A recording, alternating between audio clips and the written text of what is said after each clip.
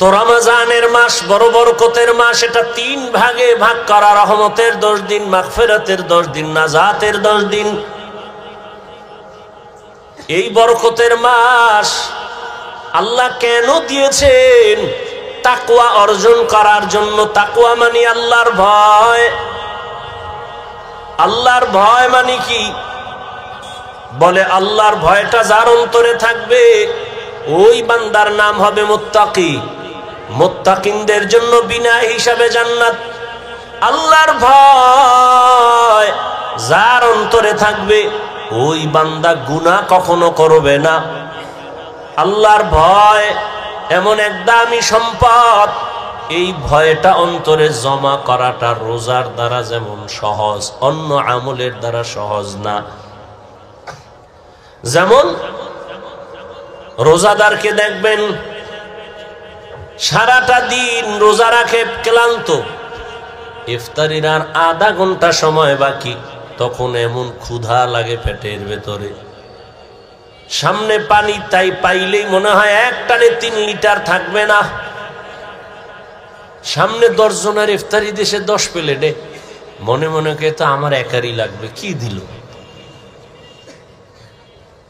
মনে মনে দোয়া ইনুস পরে 2-1 জন উঠতে যাইতো, তাহলে ওই 2 প্লেট আমি পাই। যদি বলা হয় এই রোজাদার, বুঝছি খুব ক্ষুধা, তুমি দরওয়াজা জানালা বন্ধ করে যাও, একটা রুমের মধ্যে ঢুকে তুমি পানি পান করো, একা একা, কেউ দেখবে না, কোন রোজাদার করবে নি। কেন? আল্লাহর ভয়। পানির মধ্যে ডুব দিয়ে গোসল করবে, কিন্তু 1 ঢোক পানিও পান করবে না, এটাই আল্লাহর ভয়। সামনে খানাও রেডি, পেটেও ক্ষুধা, খায় না। খানাটা তো আর হারাম না, এই মুহূর্তে খায় না কেন? আল্লাহর ভয়। এই সাধনাটা বাকি 11 মাস রাখো। রোজার মাসে যেমন সাধনা করছো, ক্ষুধাও আছে, খানাও আছে, খাও না কেন? আল্লাহর আইনে জায়েজ নাই। ঠিক 11 মাস ওই আইনটা জারি রাখো, ক্ষুধাও আছে, খানাও আছে, পাইলেই খাইও না, আগে হিসাব করো আল্লাহর আইনে খানাটা হালাল না হারাম। 11 মাস এই সবক যদি আদায় করে তাহলে কেউ হারাম খাইতে পারে না। আর হারাম খাইলে এর শাস্তি কিয়ামতে হবে না, হবে দুনিয়াতেই। কিডনির উপরে আঘাত, লিভার নষ্ট। আর এই হারাম খানাটা আবার অনেক বাবা অবুঝ শিশু সন্তানেরও খাওয়ায়, হারাম টাকা কামাই করে। সন্তানের রক্ত পিওর, স্ত্রীর রক্ত পিওর, কোনো ভেজাল নাই। ও স্বামী নামের কুলাঙ্গার, তুমি হারাম টাকা কামাই করে ঘরের স্ত্রীর রক্ত কেন নাপাক করো বলো? ও বাপ নামের কলঙ্ক, তুমি হারাম টাকা কামাই করে তোমার অবুঝ সন্তানের রক্ত পবিত্র কেন নাপাক করো হারাম খাওয়াইয়া? আল্লাহর কাছে নিজের জবাবই দিতে পারবা না, আবার সন্তানটির জবাবও মাথায় নিলা। এমন বাপ হইছো কেন? বউ যদি চালাইতে না পারো বিয়া করছো কেন? রোজা রাখ 12 মাস। সন্তানের হক আদায় করতে না পারলে সন্তান নিছো কেন? এরে নবীর আশিক, আল্লাহর ভয় অন্তরে জমা করো।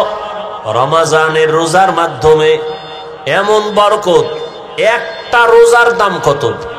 হাদিসে পাকে রহমতের নবী বলেন 1 রোজার দাম কয়েকটা জন্মগত কাক।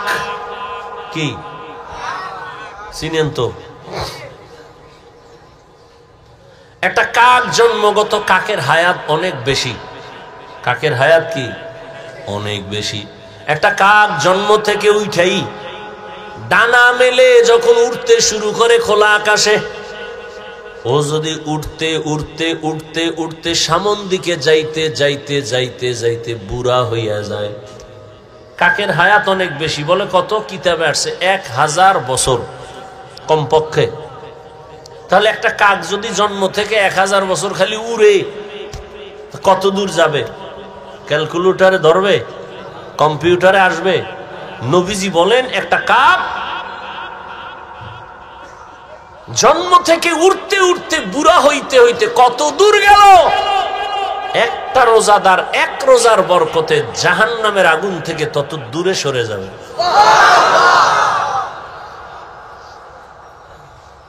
এজন্যই তো রহমতের নবী সারা রমজান আমলের উপরে জীবন কাটাইলেন। এই শাবানে নবী রোজা রাখছেন।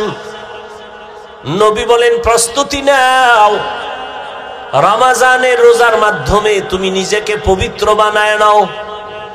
কয়দিন রোজার হালাতে রে বাবা তুমি কষ্ট মনে করো, অথচ তোমার মতো কত আল্লাহর বান্দারা রড ফ্যাক্টরিতে কাজ করে রোজা ছাড়ে না, সিমেন্ট ফ্যাক্টরিতে কষ্টের কাজ করে রোজা ভাঙে না, রাস্তায় গাড়ি চালায়, রিক্সা চালায়, কষ্ট করে রোজা ভাঙে না, এমন নাই? তাহলে তুমি ছাড়ো কেন? রমজান তো এমন বরকতের মাস, একটা নফল আমল ফরজের সমান সওয়াব, একটা ফরজ আমল 70টা ফরজের সওয়াব। তাহলে এই মাস আগামী বছর পাবেন, গ্যারান্টি আছে? এত মজার, এত দামি মাস, এই বরকতের মাস। রোজাদার একটা রোজার ফজিলত যদি এমন হয় তো 30টা রোজা রাখলে কত ফজিলত। আল্লাহ বলেন, রোজাদার তোমার পুরস্কার কেমন? বলে, আমি আল্লাহ তোমার হয়ে যাব, আর কোনো পুরস্কার নাই। পুরস্কার কি? আমি আল্লাহ নিজে তোমার হয়ে যাব। কোন রোজাদার? আবার রোজাদারের মধ্যেও কিছু ভেজাল আছে। রোজা রাখে ঠিক, কিন্তু তারাবির নামাজ পড়ে না। আবার অনেকে পড়ে ঠিক, প্রতিদিন পড়ে না। আবার অনেকে পড়ে কিছুদিন, তাও পুরা 20 রাকাত পড়ে না। ও 8 রাকাতওয়ালা বাবারা, যদি আপনি মনে করেন 8 রাকাতের উপরে তারাবি পড়বেন না, আগামী রমজান পাওয়ার গ্যারান্টি নাই। এখনই তো বলে ফেললাম, একটা নফলের মূল্য ফরজের সমান। আপনি যদি মনে করেন 8 রাকাতের বেশি তারাবি পড়বেন না, তাহলে আপনি বাকি 12 রাকাতও পড়েন, অন্তত তারাবি না মনে করলেও নফল হিসাবে পড়ে নেন। নফল হিসাবে বাকি 12 রাকাত পড়েন। কেন ছাড়বেন? আল্লাহর জন্য করবেন। এত সুযোগ পাইয়াও যদি ছেড়ে দেন, আল্লাহর কাছে কি নিয়ে দাঁড়াবেন? রমজান এমন বরকতের মাস, রহমতের নবী একদিনে 1 খতম, 3 দিনে 1 খতম কোরআন পড়েছেন। এই রমজানুল মুবারক দুনিয়ার লাইনেও মানুষ লাভবান হয়, আখিরাতের লাইনেও লাভবান হয়। এই রমজানের মধ্যে কয়েকটা আমল বেশি বেশি করবেন। এক তো তারাবি আছে, রোজা আছে, আর একটা আমল হলো কোরআনের তেলাওয়াত। যারা পারেন না বইলে আল্লাহর কাছে কি কইবেন? আমগোদারে না জবাব দিলেন পারি না। পৃথিবীতে যত ভাষা আছে, আরবি ভাষার মতো সহজ কোনো ভাষা নাই। কোরআন শিখতে 20 ঘন্টা টাইম লাগে। কয় ঘন্টা? তাহলে আপনি প্রথম রমজানে যদি সময় দেওয়া শুরু করেন, প্রতিদিন 1 ঘন্টা, তারাবির পরে অথবা সাহারি খাইয়া ফজর পরে 20 রোজায় আপনি কোরআন ধরে ফেলবেন। এত সুন্দর কোরআন, এই বয়ান শুনতেছেন কোরআনের, এত ভালো যদি লাগে, সে কোরআনটা পড়েন না কেন? ছেলেকে পড়ান না কেন? মেয়েকে কোরআন শিখান না কেন? মাকে কোরআন পড়ান না কেন? ইয়া আইয়ুহাল্লাযীনা আমানুত্তাকুল্লাহ, আল্লাহর ভয় অন্তরে জমা করো। এখন ভয়টা কি? আমি যদি সবাইকে জিজ্ঞাসা করি কারা কারা আল্লাহকে ভয় করেন, জিজ্ঞাসা করা মাত্রই সবাই হাত উঠাবে না? কিছু চালাকেরা পারলে পা উঠায় দিবে, বলবে আমরা 4 হাত পায়ে আল্লাহরে ভয় করি, হুজুরদের থেকেও বেশি ভয় করি, নামাজ না পড়লে কি হবো, দিল পরিষ্কার। অথচ আজকে ফজর পড়ে নাই, জোহর পড়ে নাই, আসর পড়ে নাই, মাগরিব পড়ে নাই, এশাও পড়ে নাই। আল্লাহরে ভয় করি। আমি 5 বেলার নামাজ পড়িয়াও বলি আল্লাহকে ভয় করি। আপনি রোজা না রাখিয়া বলেন আল্লাহকে ভয় করি, আমি রোজা রাখিয়া বলি আল্লাহকে ভয় করি। আল্লাহর ভয়, আসলে আপনার অন্তরে আল্লাহর ভয় নাই। কারণ যে একজন সাপ ভয় পায় সাপ, সে সাপ ধরবে? ওরে সাপ যেখানে থাকবে সেখানেও যাবে না। মাঝে মাঝে ঘুমের মধ্যে সাপ সাপ কয়ে চিল্লানি দেয়, ভয়। একটা সন্তান বাবাকে ভয় পায়, মাকে ভয় পায়, তার প্রমাণ মা বাবার সামনে অন্যায় করে না। একটা ছাত্র শিক্ষকের ভয় পায়, তার প্রমাণ ছাত্র শিক্ষকের সামনে অন্যায় করে না। ঠিক এই জমিনে যেই মানুষ আমার আল্লাহকে ভয় করবে, ওই বান্দা গলায় ছুরি লাগাবে, দাড়ির মধ্যে কখনো অস্ত্র লাগাবে না। हर के दारत खौफे हक दर दिल मदाम जन्नतुल मावा देहद ओ रामक। एक दलेर दाড়ি ছোড়ো আর এক দলের নাই। ছোড়োওয়ালারা মনে করে মোটামুটি জান্নাতের মাঝখানে আছি, যারা পুরা ক্লিন একদিকে চাইয়া চাইয়া ভাবতে আছে এত শেষ। হ্যাঁ, ভালো করে মাসআলা শুনেন।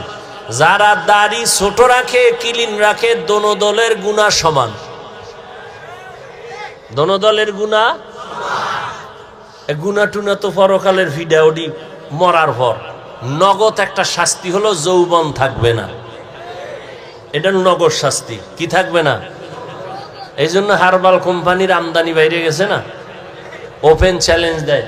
এই পরিমাণ বেলাজা বেহায়া জগতে আর আছে?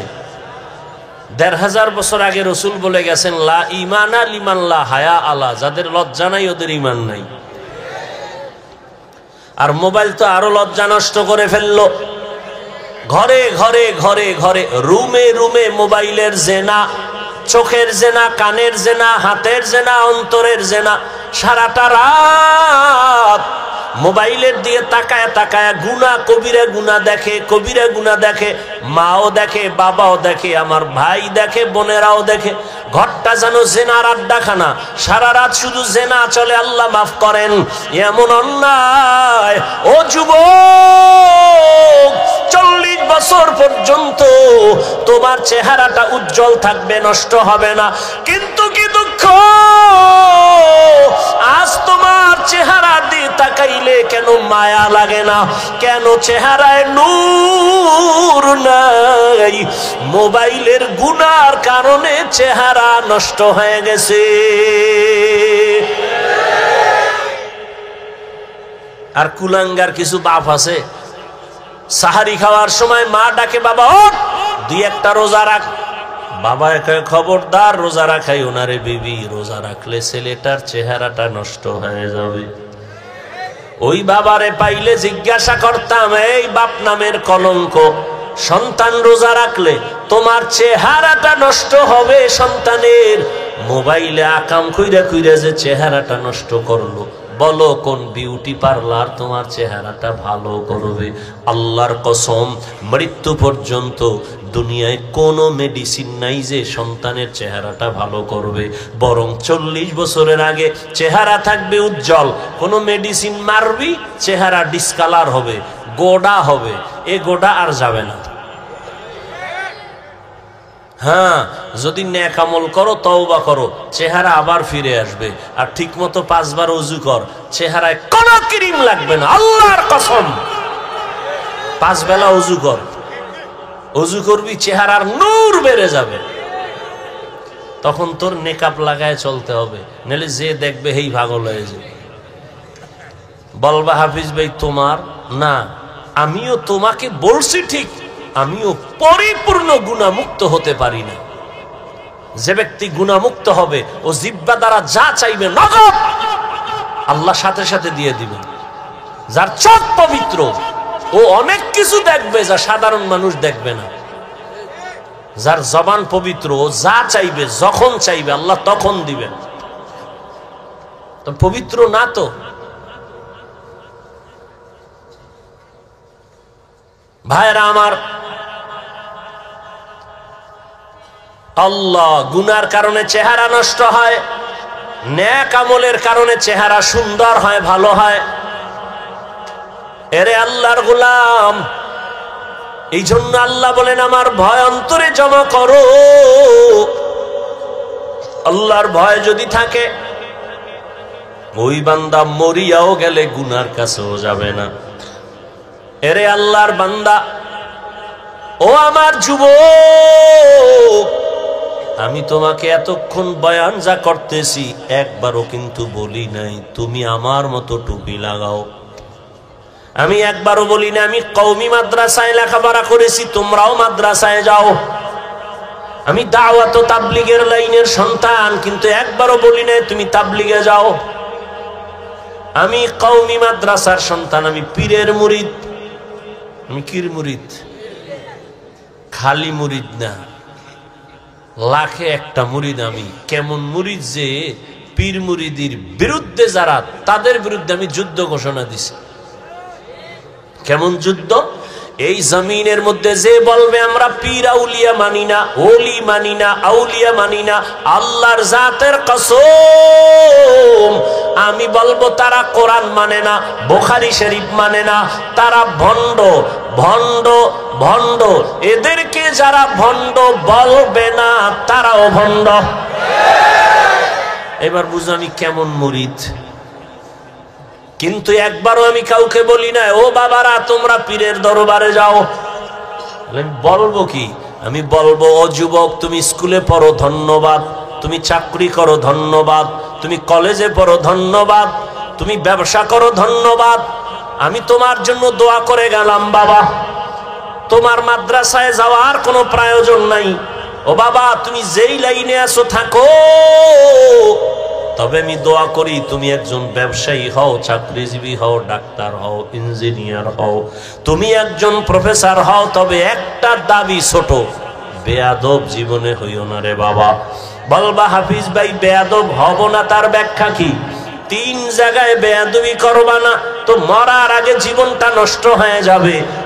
1 মা বাবার সাথে বেয়াদবি করবা না, 2 শিক্ষকের সাথে বেয়াদবি করবা না, 3 ওলামায়ে কেরাম মুরব্বিদের সাথে বেয়াদবি করবা না। মা বাবার সাথে যদি খারাপ আচরণ করো, বদদোয়া করা লাগবে না।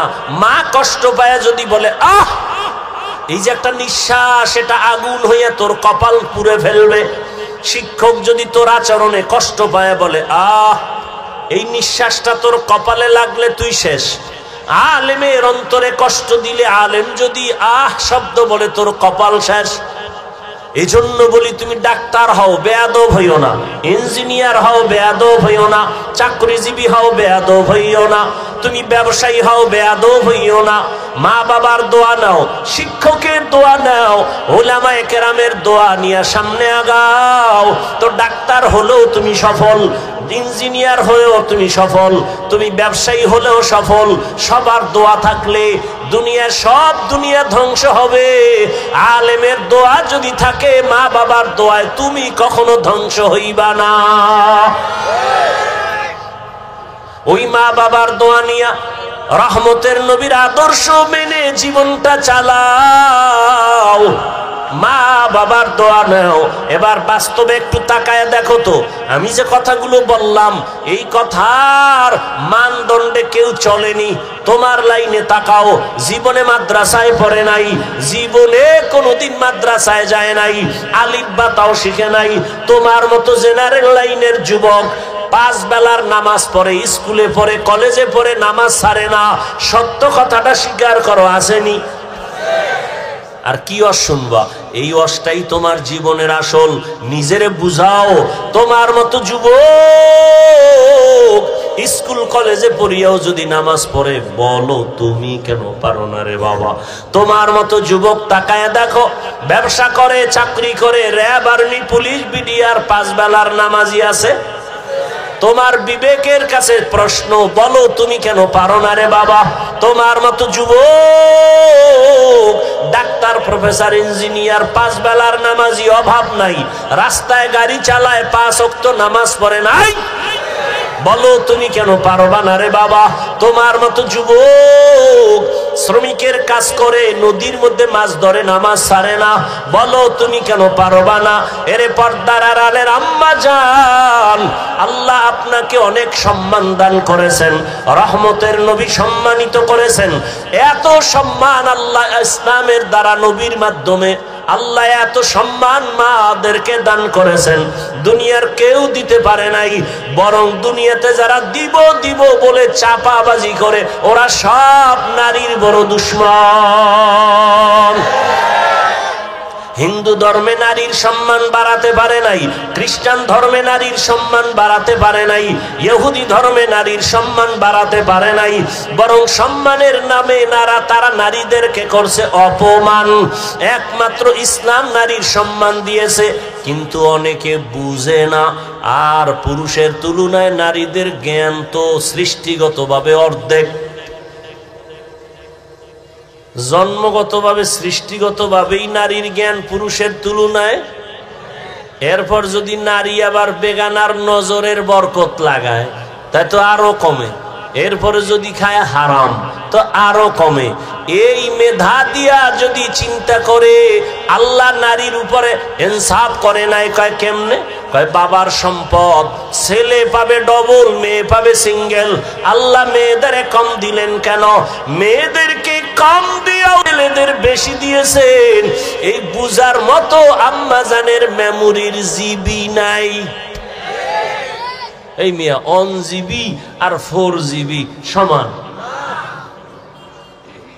আপনার জিবি 1, আপনি 4 জিবি লয়ে যদি ধাক্কা ধাক্কি করেন, তা আপনারটাতে হ্যাং হয়ে যাবে।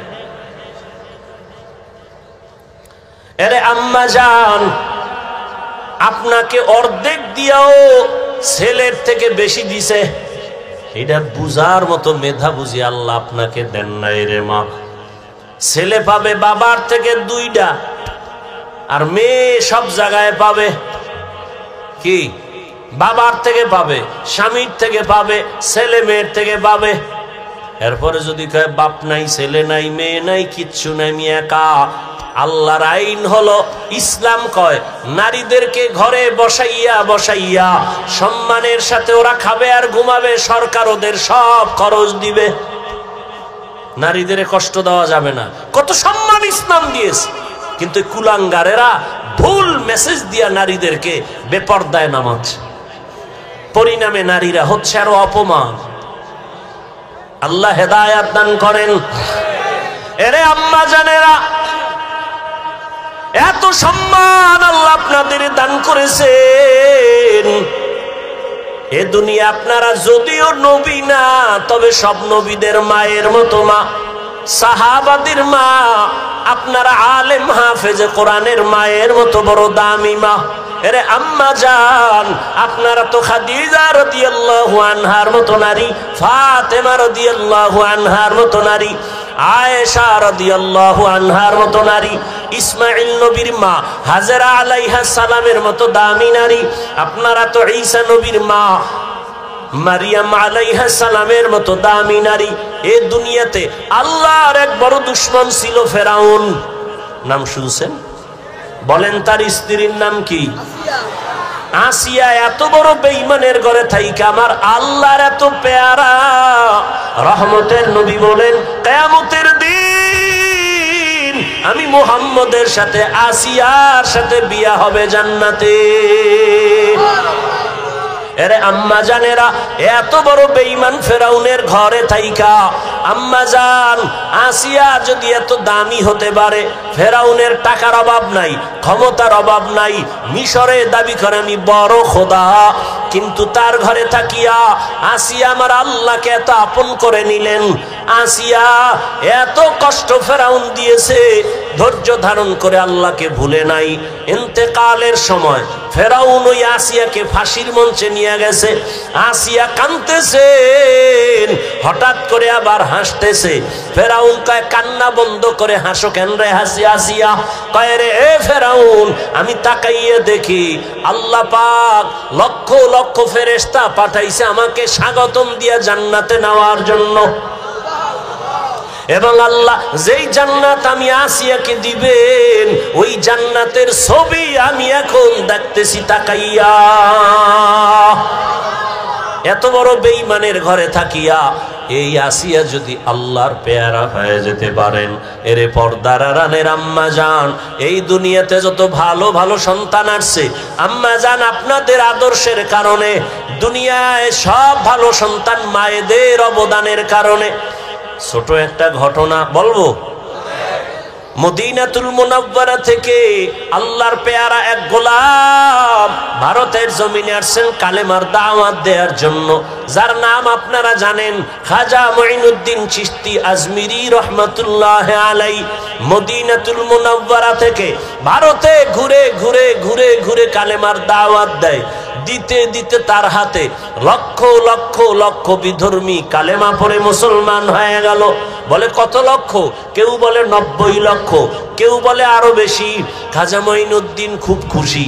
আম্মাজানের সামনে একদিন আনন্দিত হয়ে গেলেন। আম্মাজান বলে, মুঈনুদ্দিন এত আনন্দ কেন রে বাবা বলো? মুঈনুদ্দিন বলে, আম্মাজান খুশির খবর, ভারতের ভেতরে লক্ষ লক্ষ বিধর্মী আমি মুঈনুদ্দিনের হাতে কালেমা পড়েছে। আম্মাজান বলে, এই মুঈনুদ্দিন এটা তোমার বাহাদুরি না, আমি মায়ের অবদান। কার অবদান? খাজা মুঈনুদ্দিন বলে, মা তোমার কি অবদান একটু বলো। আম্মাজান বলে, ও মুঈনুদ্দিন তুই আমার গর্বে যখন আসছ, আল্লাহর কসম তুই আমার গর্বে আসা পরে আমি এক রাতও ঘুমাইতাম না। আমি গভীর রাতে সিজদায় পড়ে আল্লাহর আদালতে কান্না করতাম আর বলতাম, হে মালিক আমার গর্বের সন্তানটাকে তুমি ওলি হিসাবে কবুল করে নাও। আমি এভাবে কান্না করে করে যখন তুই দুনিয়াতে আসছো, এই মুঈনুদ্দিন আমি মা তোকে যতদিন আমি দুধ পান করাইছি, আল্লাহর কসম আমি যতদিন তোকে দুধ পান করাইছি আমি মা এক ফোঁটা দুধও বিনা অজুতে তোর মুখে দেই নাই। এমন মা সারা দুনিয়ায় পাওয়া বড় কঠিন, বাংলাদেশ বাদ দেন। এমন মা যেই মা বিনা উজুতে বাচ্চাকে দুধ দেয় না, এমন বাচ্চা তো জগৎ শ্রেষ্ঠ আল্লাহর ওলি হবে। কিন্তু খাজা মুঈনুদ্দিনের ভক্তদের উপায় কি? এরা যে বয়ে বয়ে খালি গাঞ্জাই খায়, একটার চেহারার মধ্যে মদিনার কোনো নিদর্শন নাই। এরা সব মুঈনুদ্দিনের ভণ্ড ভক্ত, আমরা আসল ভক্ত। কি খাজা মুঈনুদ্দিনের মা কত ধন্য মা। খাজা মুঈনুদ্দিন চিশতি আজমিরি 5 ওয়াক্ত নামাজ পড়েন নাই। মা সন্দেহ? মাঝে মাঝে বিড়ি টিড়ি খাইছেন, দাড়ি ছিল না। হ্যাঁ, আপনারা কি ভক্ত হইলেন? এই ভক্ত হয়ে কি নাজাত পাওয়া যাবে? কোনদিন পাওয়া যাবে না। এখনো সময় আছে, তওবা করেন। কয়দিন আর দুনিয়ার বাহাদুরি করবেন? চোখের সামনে আপন আপন সব চলে যাইতেছে। বিশেষ করে আমার যুবক, ইদানিং কালে যুবকের মরণের লাশ আর লাশ, করোনায় যুবকের লাশ, ছাত্র জনতার আন্দোলনে যুবকের লাশ, ডেঙ্গুর মহামারীতে যুবকের লাশ, ঘুমের বিছানায় যুবকের লাশ, গাড়ির নিচে পানির মধ্যে যুবকের লাশ। ও আল্লাহর বান্দারা, এখনো সময় আছে, তওবা করে নাও। ও পর্দার আড়ালের আম্মা জান, আপনার মতো কত মা এখনো আছে বেপর্দায় চলে না, নামাজ ছাড়ে না, মোবাইলে সময় নষ্ট করে না, স্বামীর মাল খেয়ানত করে না। আপনারা কেন পারেন না? একটা সন্তানকে আদর্শ সন্তান বানাবেন, একটা সন্তানকে আদর্শ ডাক্তার বানাবেন, আদর্শবান চাকরিজীবী বানাবেন, আদর্শবান একজন ব্যবসায়ী বানাবেন। সন্তান ডাক্তার হইয়াও আপনার জন্য দোয়া করতে ভুলবে না। এরে আম্মা জান, ও বোনেরা, আপনার মতো কত মা বোন এখনো পর্দা করে, নামাজ পড়ে, আল্লাহর ভয় অন্তরে জমা করিয়া রমাজান সামনে তওবা করে ফেলেন। আর বেপরদায় চলবেন না, আর নামাজ ছাড়বেন না। মা বাবার দোয়া নিয়া স্বামীর মাল হেফাজত করবেন। স্বামীর মাল এটা আপনারই মাল, স্বামীর মনে করে খেয়ানত করবেন না। মোবাইলে সময় নষ্ট করবেন না। ও বৃদ্ধ বাবাজিরা, আপনার মতো কত বুড়ারা মসজিদে গিয়া নামাজ আদায় করে, বলেন আপনি কেন পারেন না? ও আমার কলিজার যুবক, এখনো সময় আছে, তওবা করো, অন্তরকে বুঝাও। মনে জীবনে কত মন গড়া ভাবে চলছো, মনের চাহিদা মিটাইয়া গুনাহ করেছো। মনে চাইছে নামাজ পড়বা না, পড়ো নাই। মনে চেয়েছে পার্কে যাবা, দৌড়ায় গেছো। মনে চাইছে দাড়ি কাটবা, কেটে ফেলেছো। এখন আল্লাহর ভয় নিয়ে তওবা করো। মনে মনে আল্লাহকে বলো, হে আল্লাহ, জীবনে তো গুনাহ কম করি নাই, আজকে থেকে তওবা করে নিলাম, আর নামাজ ছাড়বো না, বেপরদায় চলবো না, মা বাবার সাথে বেয়াদবি করবো না, শিক্ষকের দোয়া নিয়া, উলামায়ে কেরামের পরামর্শ নিয়া, নবীজির আদর্শ মেনে চলবো। আল্লাহর কাছে যদি খাঁটি মনে তওবা করতে পারো, আল্লাহ তোমার জীবনের গুনাহ মুহূর্তে মাফ করে দিবে। মনের শুধু বুঝাইও রে মন, তোমার মতো যুবক যদি জেনারেল লাইনে থাকিয়া চাকরি করে, ব্যবসা করে, লেখাপড়া করে, নামাজ পড়ে, তুমি কেন পারবা না? আল্লাহর কাছে তওবা করে নেও। ও বাবা, তোমরা কি মনে মনে ভাবছো আমরা সব পাগল হয়ে গেছি? না না, এরে দুনিয়ায় সবাই পাগল হইয়া সব দুনিয়াতে মরার আগেই ধ্বংস হয়ে যায়। আর আমরা নবীর আদর্শে নামাজ পড়ি, পর্দা করি, কেউ আমরা পাগল হই নাই। আল্লাহর কোরআন সত্য, নবীর কথা সত্য।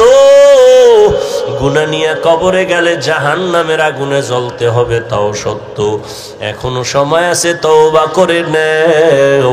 অন্তর যদি তৈরি হয়ে থাকে, মার গুনাহ করবা না, নামাজ ছাড়বা না, বেপরদায় চলবা না, দাড়ি কাটবা না, মা বাবার দোয়া নিয়া, শিক্ষকের দোয়া নিয়া, উলামায়ে কেরামের পরামর্শ নিয়া, নবীর আদর্শ নিয়া চলবা।